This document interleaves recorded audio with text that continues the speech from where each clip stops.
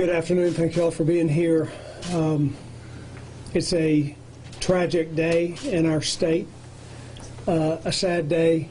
There are 25 confirmed fatalities across our state from West Tennessee to East Tennessee. I spent the day touring and visiting with victims and walking through neighborhoods, and the devastation is heartbreaking. It's heartbreaking. It's incredible. Our prayers are greatly needed for families out there who are dealing with a sudden tragic event that has occurred in our state. At the same time, let me just say I am proud of the response that's been made. It's from our officials, from TEMA, from Metro, from county officials in the counties, other counties affected. As you know, we have had loss of life in Benton County and Wilson County and Putnam County and Davidson County. And the officials there, the boots on the ground, first responders, have been inspiring to see them come together. From the federal government all the way to the neighborhoods, we've seen a very coordinated effort. President Trump called me personally today. The head of FEMA called me personally. Have had multiple governors from across the country reach out. We are working together. The emergency operations centers, both Davidson County and the state, are working together in a very coordinated effort. The mayor will speak in just a few minutes, as well as the director of TEMA, our emergency management operations here. But I just want to, our hearts do go out, and I want to express great concern that we have across Tennessee. I visited with folks who are helping their neighbors left and right all across this state. You know, in the worst of circumstances, the best of people comes out, and that's what we're seeing here in Tennessee. And it is as we would expect. I walked up to a site that was a pile of rubble that used to be a store, and I walked up to some folks who said, and I asked them, was this their business? And they said, no, it's just where they have coffee every morning. But they were there to help the store owner rebuild his store and to clean up the rubble. So it was one inspiring example of how Tennesseans are coming together. At the same time, I talked to a victim who had to identify the body of a neighbor, and it is a remarkable situation that we have, both tragic and hopeful at the same time. The good news is that the response has been great. There are counties from across the state that are sending resources, generators coming, pallets of water coming, highway patrolmen being dispatched to places where they're needed, shelters being put up all across the state to make sure that people have a place to stay tonight who have lost their homes. There's a tremendous coordinated effort, and we're very encouraged by that. We're going to have questions and answers in a few minutes, so you can talk and we can have specifics about what is being done, what will be done, and questions that you have around that. But be encouraged. As tragic and as difficult as this day is, Tennesseans are doing what Tennesseans do, and they're coming together to redeem a really difficult place that we find all of ourselves in. I want to ask Mayor Cooper to speak. The devastation in Nashville has been significant. I toured those sites myself this morning as well, and talked to a lot of the neighbors that we share right here in Nashville. So, Mayor Cooper. Thank you, Governor. And I'm extremely grateful to Governor Lee for his leadership and willingness to work hard and hand in hand with the city as we respond. We've heard from the White House, FEMA, Homeland Security. They've all offered their assistance, and we're very grateful. I had the opportunity myself to see more neighborhoods affected by this morning's tornado. And the damage is devastating, but I am also, like the governor, so encouraged to see Nashvillians out on the streets doing what they do best, which is to help each other. Now, I want to report back. I've been told that Hands on Nashville website has crashed 3 times due due to the incredible volume of people trying to sign up to volunteer to rebuild our community. More than 5,000 individuals have signed up online to volunteer, and more signing up every minute. More than 27 companies have contacted Hands On Nashville to donate time and services. And the Community Foundation has so far received $351,768 in contributions, and this is just in a few hours. I'm grateful for that level of participation. What a testament to our city and our solidarity. Now, to facilitate efforts, today I signed an executive order for an emergency state in Nashville. That's very helpful for a city for funding, to give us the ability to fund things like overtime in the city. That's going to be very separate from other states of emergency. I want to be careful about that. But for the city, it helps us deploy funding to our fire and our police department. And it's going to streamline our ability to acquire and distribute supplies and services. And it's going to make it easier for us to respond. But I want to thank the various metro agencies and Public Works, clearing roads, water, and NES. Now, NES already has a distinct challenge. 47,000 customers are missing power.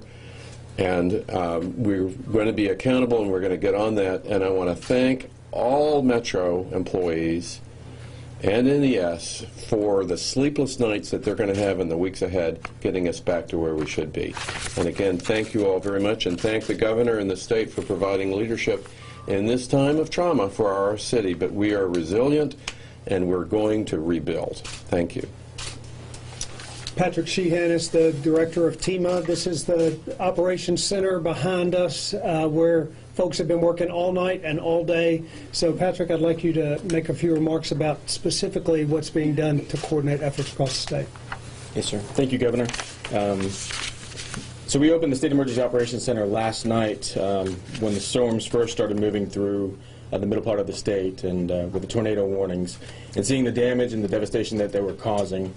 And we do that so that we can coordinate with our local partners and bring together state agencies and our non-governmental partners. So we've been working since the middle of the night with the Red Cross to make sure that shelters would be available and open, and with the Department of Health to make sure that we were tracking the medical needs in these communities that are being devastated by these damaging storms, and of course with 25 fatalities, and making sure that we're providing resources to those communities that are devastated by the tornadoes that have moved through overnight.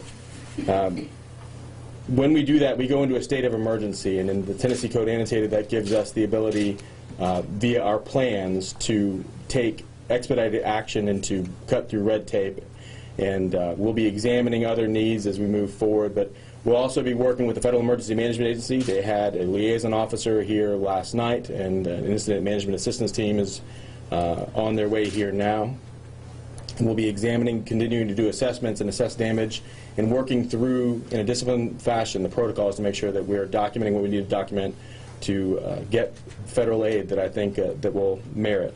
We'll continue working in the State Emergency Operations Center 24 hours a day, 7 days a week, until such time as this immediate need is over, and we'll then continue to work for years with these communities, with the City of Nashville, and these counties to encourage their recovery. Thank you, Governor. Thank you. I just want us all to remember as we see the pictures, and if we go out there on foot and see the piles of rubble and the devastation of buildings and neighborhoods, that behind every pile really represents people. It's businesses that have lost, it's families that are hurting, it's people that are the real that have really seen the destruction of this. And while we, all of us, can provide shelter and restore power and clean up and set a stage for recovery, hope comes from the neighbors. Hope comes not from our response, but hope comes from Tennesseans reaching out to help Tennesseans. The mayor expressed how we have begun to do that already. Neighborhoods, churches, community organizations, that's where hope for those who have really faced a devastating night, they'll find it. So we encourage everyone to engage in that at the right time in the right place. I'd like for officials from fire department, police department, NES, others to step up, and we'll entertain questions so that we can get information out to people as best as we can. That's going to be our goal over the next, as the days unfold. It's to keep people abreast. This is we had a press conference here this morning, or at the Nashville Emergency Operations Center. Today we're doing it. This afternoon we're doing it here. Those will continue. We'll continue to provide information as the days unfold. So we want our folks out there to know exactly what's happening so they can engage. Be happy to answer your questions. Governor, you mentioned that the death toll is 25 people now. Can you break those down? I mean, are those most still in Putnam County? There are, I believe, 19 in Putnam County, 3 in Wilson County, 2 in Davidson County, 1 in Benton County in West Tennessee. And let me just say, too, there are missing people. There are still people that are unaccounted for, particularly in Putnam County, and search and rescue continues there. The National Guard is on the ground there helping with both cleanup and search and rescue, along with all of law enforcement and first responders in that vicinity and in that region. So, but as it stands now, 25. Do we have an estimate of how many are unaccounted for in Putnam County? We don't know the specific numbers about that right now. Do you guys have any understanding of how effective the warning systems were? We've heard from some folks that they maybe didn't get the text message or didn't hear the sirens. You want to address that? Sure. So sirens are an outdoor warning system, so I'll start by saying that they're not meant to be heard inside homes. They're meant to be heard when people are outside, and communities adopt and choose whether they have sirens. It's not something, so while the people in Nashville are very familiar with having sirens and how the polygons work, and some other places, communities have not opted to have sirens. So the National Weather Service, mobile phones, we're all familiar now, have wireless emergency alerting services, WEAs, and the National Weather Service was issuing alerts via the WEAs. So I have not heard problems surfaced yet, but I'm sure in the next days we'll hear how effective certain devices were. People will have things to say about carriers, but right now, as we understand it, the National Weather Service was issuing warnings as it was appropriate, and folks can opt also turn off those alarms, which are loud, and sometimes people don't like hearing them. Were there sirens anywhere in Putnam County? I don't know. Local counties control their sirens. State does not control weather sirens at the local level. If I Governor, could you go over what you talked about earlier of National Guard and what their role might be in the coming hours and days? We will. A part of what happens here, in General Holmes, you might step up here and make remarks to that, but a lot of what happens is you assess and then determine what the next steps are. So a lot of today was assessment. I will say this, when we got to Putnam County and we saw the need for search and rescue even greater than what was originally anticipated and the amount of devastation that was there, immediately the National Guard was called out, and we sent how many troops there? We've got 30 there now. 30, another 30 on the way. 30 on the ground now, 30 on the way. So as we assess and as we see the damage and the need, then we deploy resources. But you might comment further about that. Yes, sir. So plain and simple, we have 12,000 soldiers and airmen that are citizens of this state that are serving in the National Guard. We will make every last one of those available to our communities on an as-needed basis. As the governor said, we've already deployed guardsmen, both Army and Air, in multiple locations, Putnam County primarily. We have debris removal teams that we're moving in from West Tennessee and then the wing in Knoxville. So we're prepared and poised. We realize that the initial response is going to be some time that's needed to assess certain areas. We've already talked to Metro about possibly providing some additional manpower and soldiers there as needed. We've got a C-17 that's on standby in Memphis, ready to haul any any needed supplies into any of the areas as needed. So we're available, we're actively engaged, and this is why our soldiers and airmen wear the uniform, is for this very instant. Thank you. Governor, if I could ask a question of Chief Anderson. Mount Juliet has decided to put in a curfew starting at 6 o'clock tonight in some of the most damaged areas. Williamson County Sheriff has also specifically mentioned the danger or the prospect of possible looting. What level does that concern you in Nashville, Davidson County? Well, certainly this department is doing everything possible to ensure the safety and security, and most of all, the peace of mind of the citizens of Nashville and Davidson County. And I've talked with Chief Hambrick in Mount Juliet, I've talked with Chief Evans in Cookeville, and I know they're doing the very same thing. At this time, we have called everybody in, no days off, 12-hour shifts, which effectively increases our force by about a third, and we'll take in about 40 detectives. So essentially we'll have two missions: our regular everyday mission, answering calls for service, investigating things that need to be investigated, but also the safety and security of those affected areas. So at this time we're not seeing a need for curfew. Should that occur, then obviously we would reevaluate. But at this time, and this is based on our experience in the 2010 flood, 1998 tornado of similar nature. So we feel comfortable at this time with the resources that we've put in place.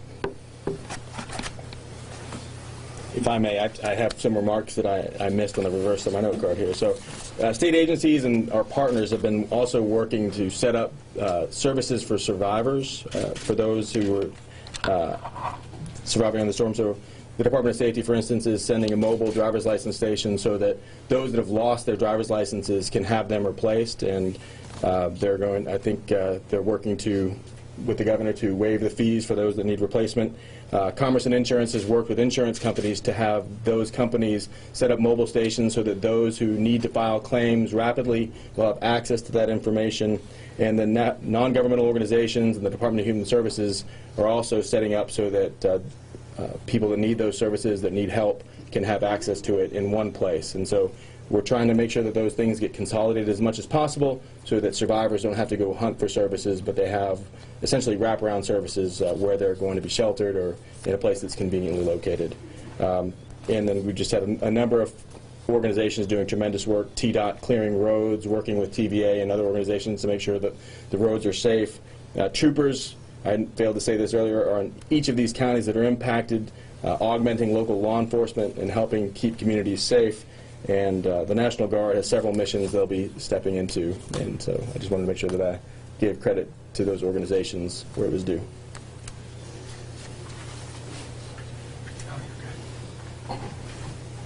Any other questions?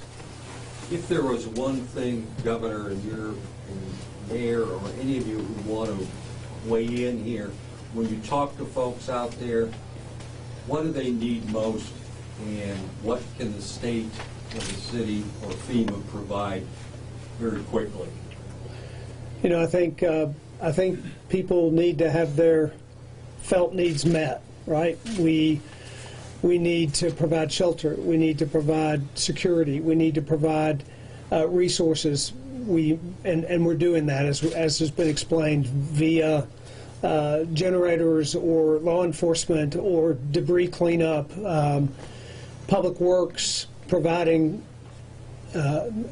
services to make way for people to utilize the streets. Felt needs need to be met. But then I think the other thing that has to happen is people need to have hope. They need to feel encouraged that people are going to surround them. As I talked to a person today who had lost everything that they owned completely, walking through rubble trying to find the last pieces of what they owned, and they had previously, earlier in the day, been called upon to identify bodies of victims. You realize that people out there need us to provide hope, and that's why we will provide the resources to meet those needs, the physical needs that people have, but the community will provide the hope. And we're, as we said, we're beginning to do that. We've seen a great outpouring so far, and that's what we should do, and that's what we will do. Well, thank you all. We will be, as we said, continuously providing information for the people out there. We want folks to know exactly where to go, where to turn, how to have those physical needs met, and we want to be a provider of that information. Again, thank you for everyone who's coordinated efforts. The response and particularly the coordinated response has been impressive. It's made me proud to be in the spot I'm in, because what I get to watch are people getting it done on the ground, and that's happening in our state, and we should all be very proud of that. At the same time, we need to be very mindful of the incredible devastation and heartache and pain and tragedy that's happened to many of our neighbors out there, and let's not forget that's what's behind this rubble that we see out in the streets. So thank you all for being here. Thank you for spreading information. Be sure to reach out to all of our departments, all of our offices, if you need more information, because that's what we want. The more information we can get out there, the quicker people can recover. Thank you very much.